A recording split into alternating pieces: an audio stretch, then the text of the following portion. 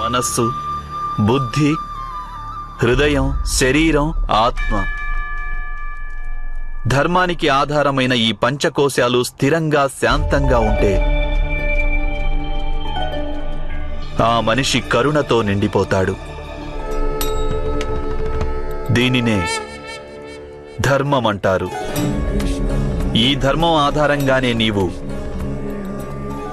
నిర్ణయం తీసుకున్నావు ద్రౌపది. అందువలన ఈ నిర్ణయం నీకు మాత్రమే, కేవలం నీకు మాత్రమే, పాపం కాదు. పంచభద్రుకనే నేను ఏ విధంగా జీవించగలను? ఏ విధంగా నేనందరికీ సమన్యాయం చేయగలను? భార్యగా నా కర్తవ్య పాలన ఎలా చేయగలను?